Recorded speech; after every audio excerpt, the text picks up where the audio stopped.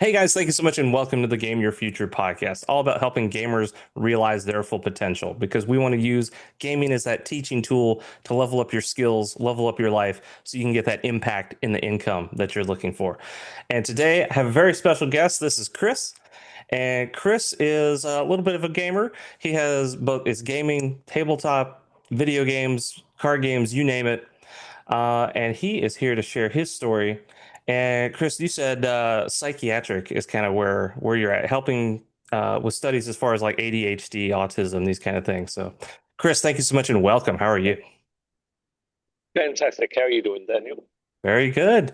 So, tell us a little bit first about your gaming journey and how that led you to where you are. So, what games do you play, and I guess how long has that been going? Oh God, I've been playing computer games literally since I was knee high. We're talking way back in the 80s when I was playing multi-user dungeons, where you had to dial a phone number to visit websites. Yeah. So, just yeah, just a little bit of a long time. For the most part, I tend to be more of a strategy kind of person. So Civilization is absolutely my cup of tea. Stellaris certainly at the moment. I do love some Um, Stellaris too. I love that. Yeah. Grand and strategy for also sure. massive fan of the Final Fantasy series. Perfect. Myself included. I know our listeners know that that's definitely a big one for me. So yeah, happy to have especially other Final Fantasy fans. So fantastic.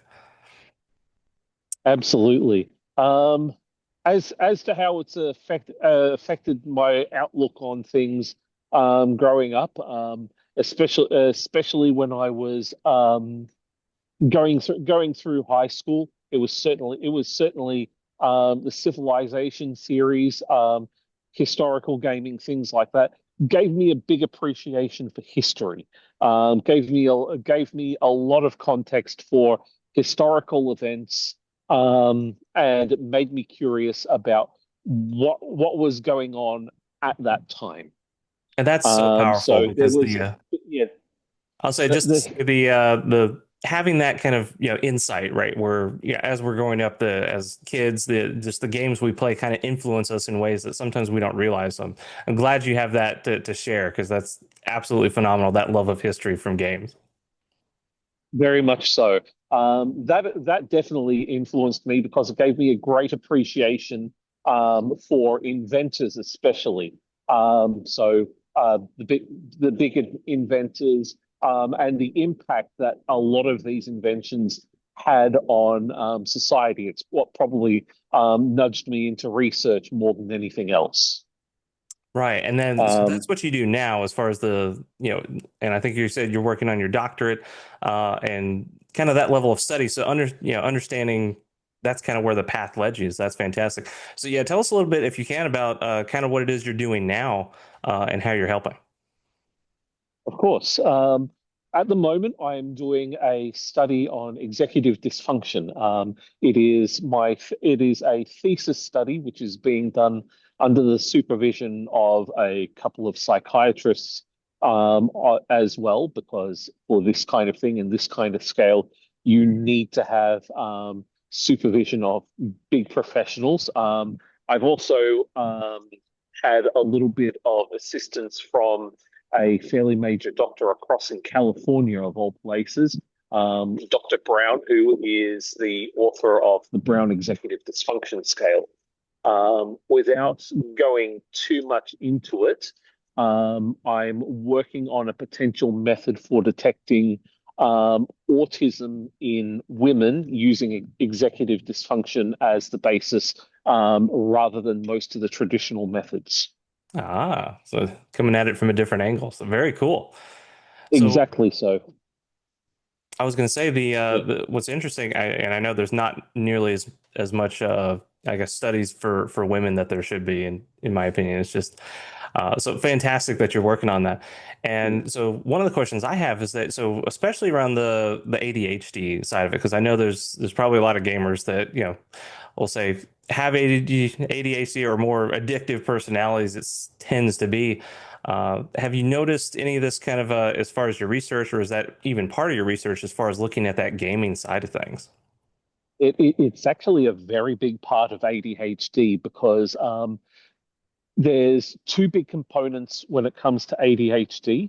One is, I'm wishing I had a freestanding thing for my camera here so I could demonstrate or even something to draw on. Imagine your normal person's attention span or the field that they can pay attention to as a right angle. If somebody is autistic, they tend to focus a heck of a lot more. So that field narrows down. Whereas if you're ADHD, that field opens right up. And so it's harder to focus on a single thing at a time. You start bouncing back and forth. The other part of that is serotonin seeking. The things that you do pay attention to tend to be the ones that bring you more pleasure. And so, of course, gaming and addiction to gaming, addiction to drugs, for instance, thrill-seeking behavior, this is all part of ADHD.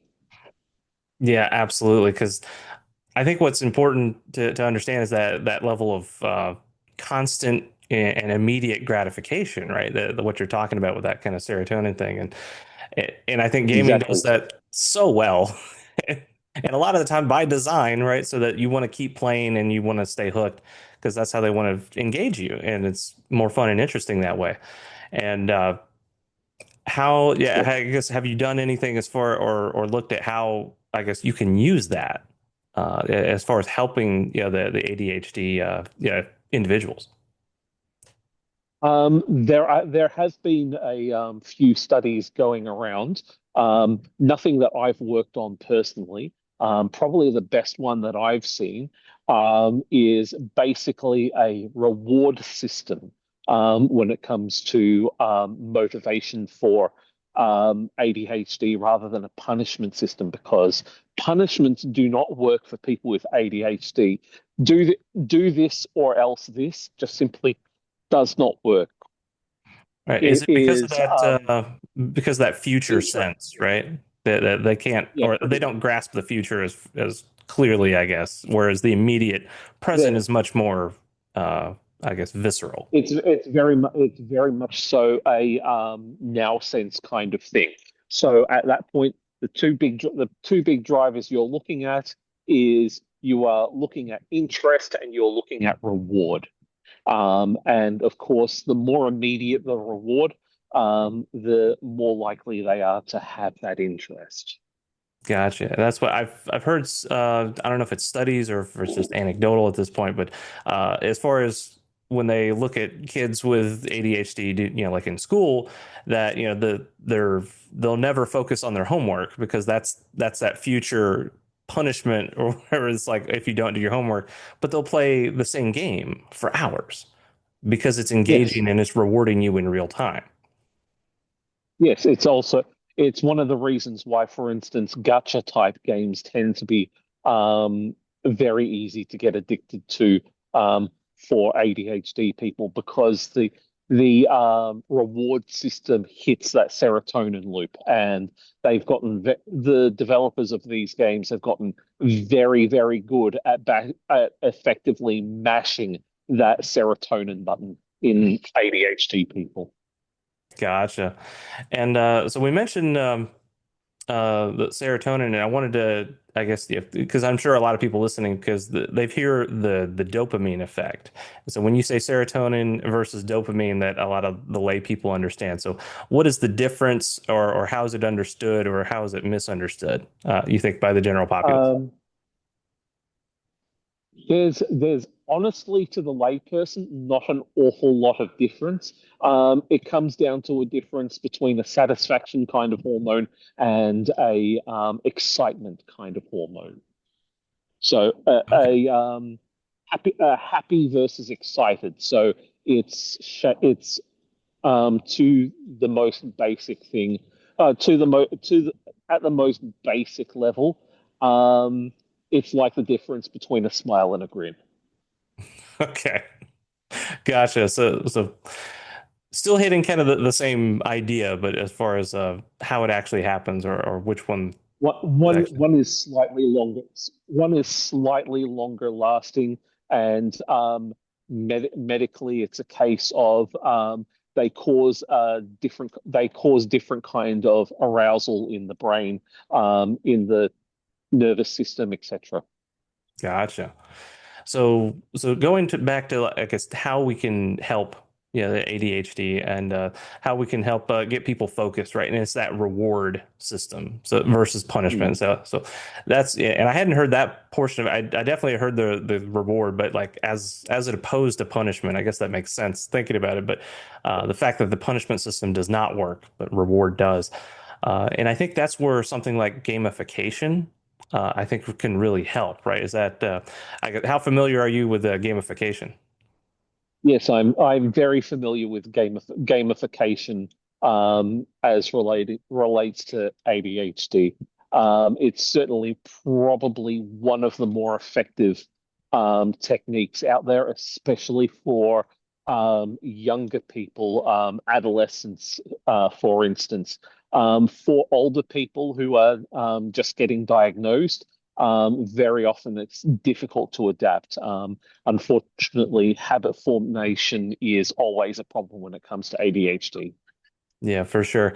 And so for adolescents, is you think it's especially helpful? Are we talking high school, middle school, even elementary? Like, I guess how far down does it go, Um, or how early? Yeah, the trouble is, the further down you go, the more rare the diagnoses are, because you find most of the kids that are getting the ADHD um, diagnosis, they're more likely to be in middle school or high school than they are to be like the little kids, unless they're a particularly egregious case.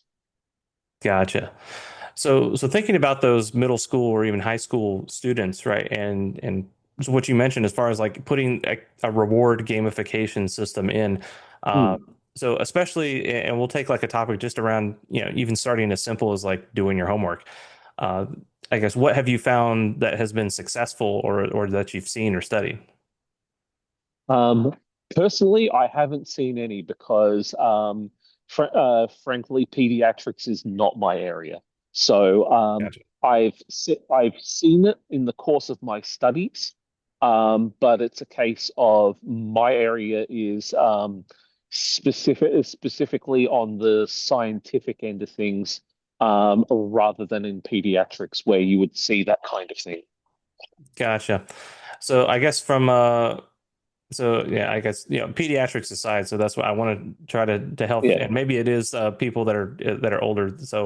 Um, so even if so, I guess you get to like So even college age, right? So is that still kind of an age range getting that getting you towards getting towards college age, it's a little bit more simple, because as you've hit college age, if you've successfully gone through high school, chances are you've got a diagnosis that's in the works, and you also are probably on some kind of stimulant medication. In the US, that's probably going to be Ritalin. It could also potentially be atomoxetine or Vyvanse. Those are the three most popular medications. I personally have a preference towards Vyvanse, just simply because of the three, it's probably the most polite, as you would say, to the body. gotcha. That's yeah, definitely appreciate that too because there's so much out there that yeah. And I know Ritalin's been around a while, but like some of them you kind of worry about the side effects or even long-term effects. So having it the least amount of potential effects or potential side effects is always nice, Yes. so that the body can do what it needs to, right? Very, very much so. Unfortunately, there are other problems when it comes to all of those medications. It's a case with basically any medication. There's going to be some effect or another that is not the best for you. Um, but it's a case of we need to work with what we have. It's why we're always studying these things. It's why there's always pharmacists experimenting, trying to develop better formulations, things like that, just simply so that we can advance that extra little half inch to get a better outcome for the patients. Gotcha. Yeah, fantastic. So, so doing this, the reward system, and did you say have you had experiences, I guess, studying specific gamification systems, or is that, yeah, I guess, yeah, more The tr studies, I guess. the trouble it's a case of some gamification systems work better for some people than for others. Like for instance, there's a certain subset of people with ADHD, which will have be a better reaction to a food-based reward system. There are other people that will be satisfied with, for instance, being awarded stickers or being awarded imaginary points. For Yeah. other people, the reward might be getting to do something that they enjoy doing, such as getting time on the device or things like that for the younger kids. Um, However, it's also a case of these solutions need to be worked out almost on the individual level. Hmm. Yeah, right. Because when we're talking about a reward system, yeah, what's rewarding for the individual varies, right? Is kind of the point. Very much so, yes. Okay, so fantastic. So I wanted to kind of switch gears for a second and talk a little bit more on even kind of your personal journey as far as like the gaming, because we talked about like kind of the grand strategy sort of games, and I wanted to talk kind of the skills that you've developed over time going into the profession that you are now. Uh, what has helped you along the way? As we talked about some kind of the interest, I'd say, right? The interest in history and then the reason for going and kind of into the studies. But I want to talk kind of the skill set side too. What have you noticed, I'll say, as being a gamer that you notice Okay. versus your peers, right? Right. So in the case of brand strategy, especially when it came to the big multiplayer games that would take a week or more to play, it was a case of you would very rapidly develop or hope you developed some level of negotiation skills. So you become a little bit more of a people person is probably the biggest skill that I picked up there. When it comes to playing games, approaching a competitive level or approaching a more serious level, you start digging into the numbers. You start digging into what's the way I can get the most bang for my buck. Do I purchase this building early so that I can get an extra few turns worth of benefit out of it, or do I let it build out and devote those resources in another direction? Is probably the kind of scenario that I would place there. And it's a case of it helps to develop resource management. It helps to develop a little bit of multitasking there, especially when you're dealing with, say, for instance, larger maps in a civilization game, things like that. For sure. The multitasking is definitely something I think a lot of gamers do, right? Especially because there's things that take your attention or that take more attention than others, right? So being able to split focus, right, where there is two things going on. Because grand strategy, as well as like even like the faster pace, like RTS style stuff, right, where you have kind of a front line Very much so. where the fight is happening, but then you also have your base and your economy going, and you need to be able to manage both, sometimes Oh simultaneously, yeah, right? look at the level of task management there is in the upper end of, say, for instance, StarCraft players, and you soon learn all about that. Yeah, exactly right. That's exactly the game I was thinking too. So Mm. StarCraft 2 is just like wow. And you watch those people because there's so much happening on the front line, but then they're so quick to understand everything that's going on in the base and where they need to go and all the timers and that they hit and everything. I'm just like, that's impressive. So being able to multitask, huge, and very interesting. I do like the negotiation side of things too, because like coming from a background in corporate America myself and supply chain specifically, I had to do a lot of negotiations, and that's one of those things too, where like, yeah, exactly what you said. Like there's kind of maybe an inkling of that started with some of the online games that I played. I didn't play a lot of, I guess, the multiplayer grand strategy, so I didn't have as much experience going into it. But now when I do play them, I notice them a lot, quote, better because now it kind of goes back and forth, right? We take gaming skills to work, and then I've taken a work skill back to gaming for the same reason. So very interesting. Um, on the other end of things, other skills that I developed through gaming definitely comes to setting up and tearing down computer systems. Um, there's a there's a little bit of a culture, at least there was right through the not late 90s through to the early 2000s, where you would have groups of people meeting up for a LAN party. And very often this would be way, way out in the bush, in the middle of in a cabin in the middle of a forest. Just simply music going, no one around for miles, just going to your heart's content. And very often you had to get very creative with how you got your wiring and everything set up for that. Yeah, for sure. And that I think just understanding systems, right? Because I think that's a lot of a lot of benefit that we see from gaming is just being able to push the edges, right? What to the point where you could break the systems, which a lot of gamers love to do too. So being able to push the boundaries and understand how the system works, I think is a huge part of like a core element for a lot of gamers, just to so that you can really get the most out of it, right? So it's yeah, so it ties. I think it's kind of a deeper level what you're saying versus like say resource management.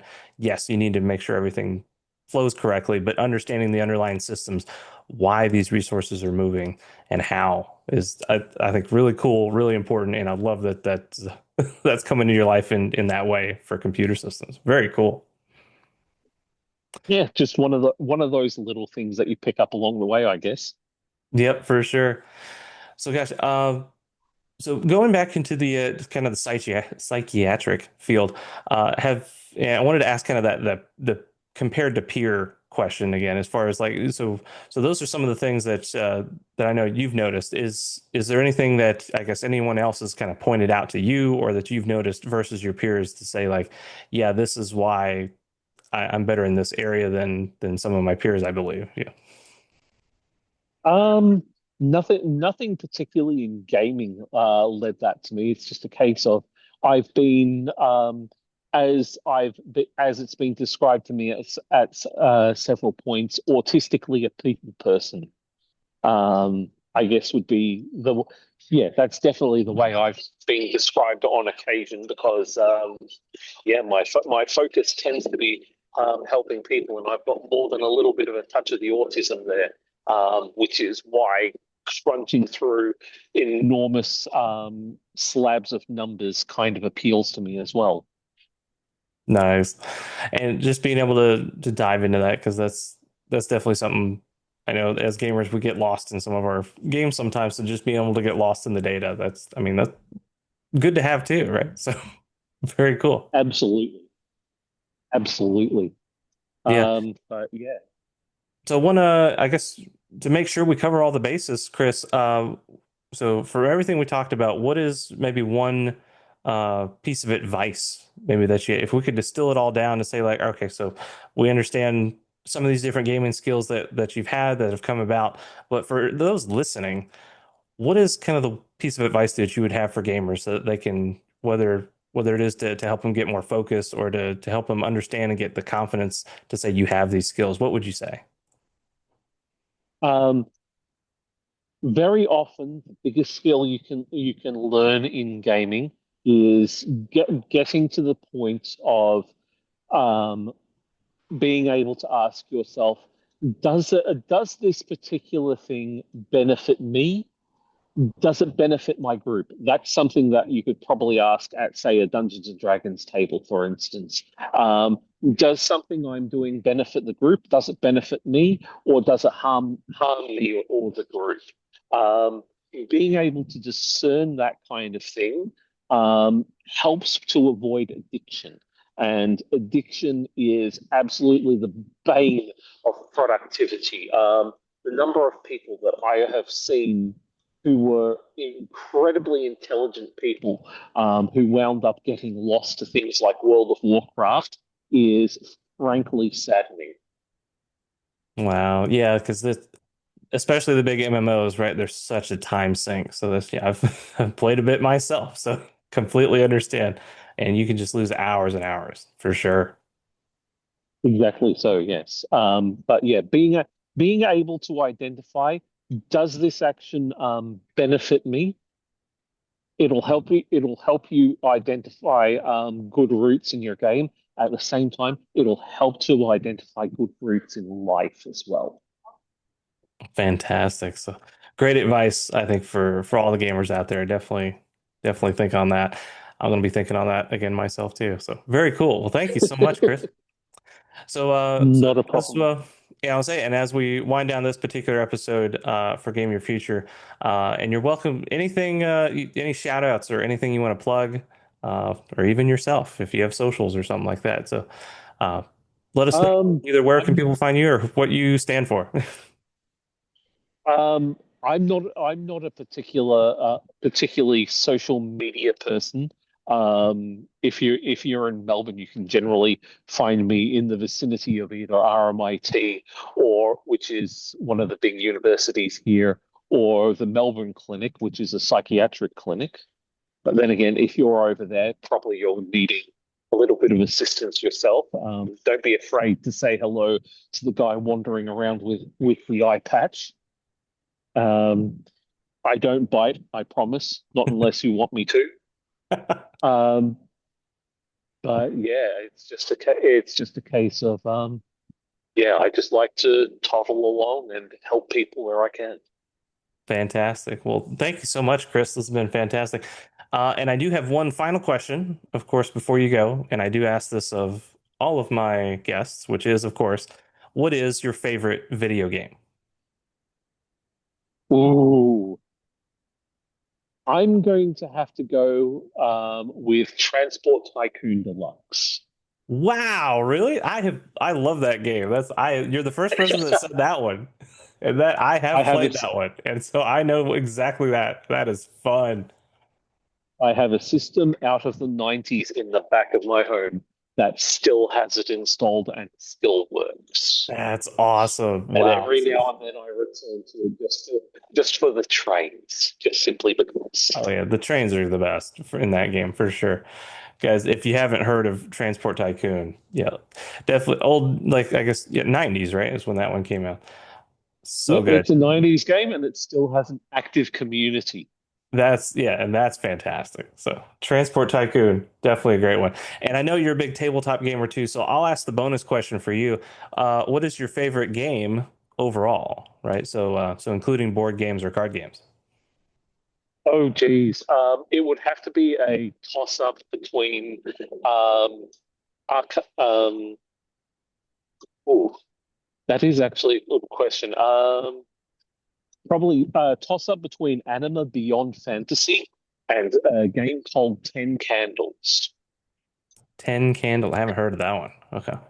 This is a game which is played in the middle of the night. You have 10 tea light candles on the table, and every time a player fails a roll, one of the candles is extinguished. When all the candles are extinguished, the group dies. Wow. And you have to play It in the is darkness. one you play in the dark, and it is one hell of a oh, excuse me for cursing. It is one incredibly thematic game, I guess you could say. That's cool. It's very much existential dread horror. It's beautiful. That's yeah, that does sound cool. That does sound fun. All right, well, awesome. So great suggestions, and guys, definitely think about that one as far as maybe for game night. That'd be fun. So Chris, well, thank you so much Indeed, for it's worth a joining. go at least once. Yep, exactly. So thank you so much for joining. This has been fantastic, and thank you for being part of the podcast. And for all those listening and those watching, thank you so much. Yeah, thank you for listening. Thank you for watching. And remember, guys, stay awesome, and I'll see you in the next one.